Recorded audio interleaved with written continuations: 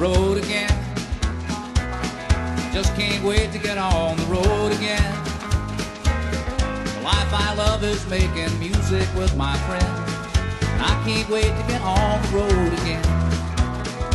On the road again. Interessante a gente contar a viagem dele, que acaba sendo uma viagem até mais divertida do que uma travessia, né? Tá, tudo bem, vai por Santa Catarina, vai se divertindo.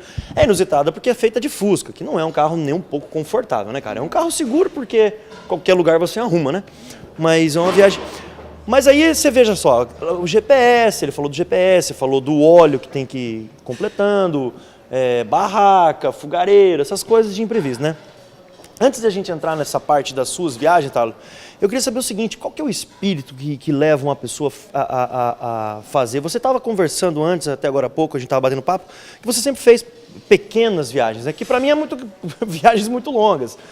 Pantanal, Uruguai, Serra da Canastra, Buenos Aires, que são consideradas por você pequenas viagens, né? Então eu queria saber o que te levou despertou essa vontade. Você já era de Pedro pelo jeito, né?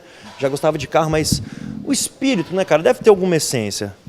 A essência disso tudo, Paulo, é o desafio.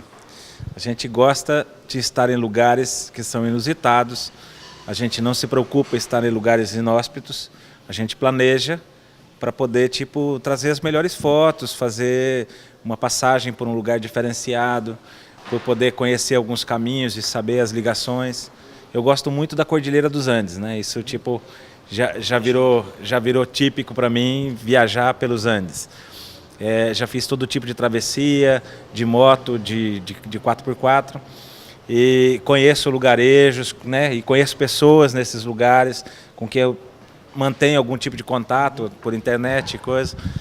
Mas é sempre aquela ideia de buscar algo diferente e realmente desestressar. Porque você viajar, ficar com o celular na praia, não resolve.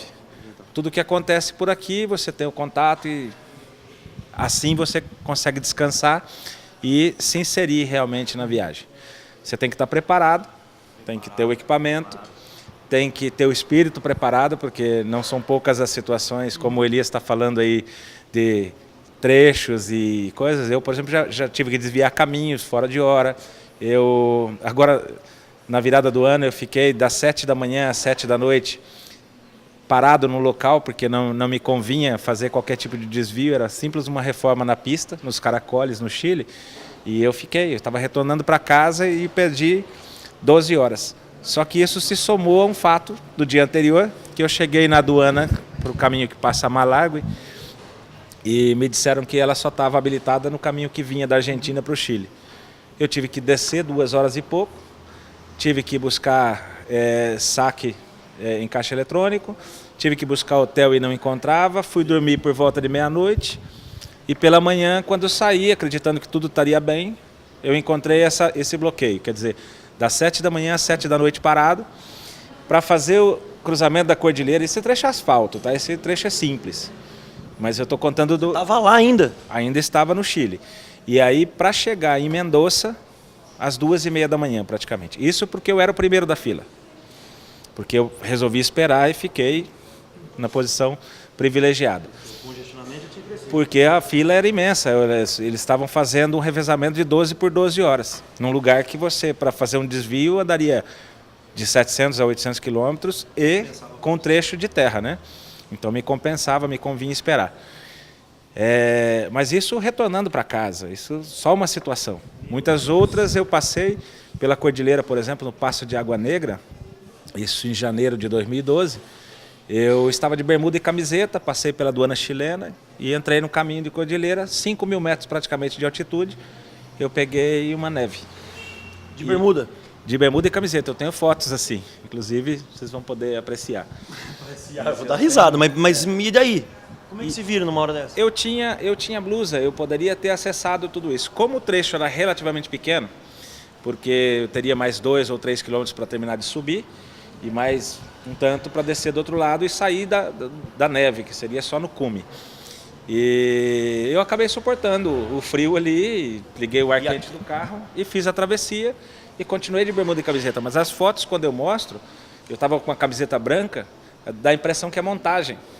Você está na neve. Eu estou na neve, eu desci do carro para tirar foto. Isso também é uma outra dificuldade muito grande que você enfrenta. Eu acho que de carro nem tanto, né, Elias? Mas de moto deve ser uma coisa meio pegada. Aliás, você viaja tanto em grupos, né? Você já fez algumas viagens em grupos, você e a sua namorada, e grandes viagens também, mais de 10 mil quilômetros. E você também viaja sozinho de moto. Sim, e de carro também. E de carro também. Só para a galera entender, estão acompanhando com fotos, tanto a viagem do Elias quanto as suas. Você já, desde 2006, você fez quantas viagens? Vamos resumir mais ou menos aí. Praticamente uma em cada virada do ano, e mais uma ou duas aí permeadas nesse meio, que são viagens um pouco mais curtas, né? Entendi. Mas... Isso muda completamente o critério do cidadão, né, cara? Porque eu vejo o Tarnon tratar viagens que para nós, meros normais, imortais, são tão longas, né, cara? Como o passeio que eles fizeram no Pantanal. Para você, o Pantanal é o quintal da sua casa. Acho que o Brasil acabou ficando pequeno, né, cara? Porque quem sabe uma viagem de 10, 12, 14 mil quilômetros? Paulinho, na verdade, tipo, a parte norte, nordeste do Brasil, eu conheci muito a parte interior, trabalhando na Organização dos Sertões. E durante 8 ou 9 anos aí a gente, né, conheceu bastante esteve inserido lá.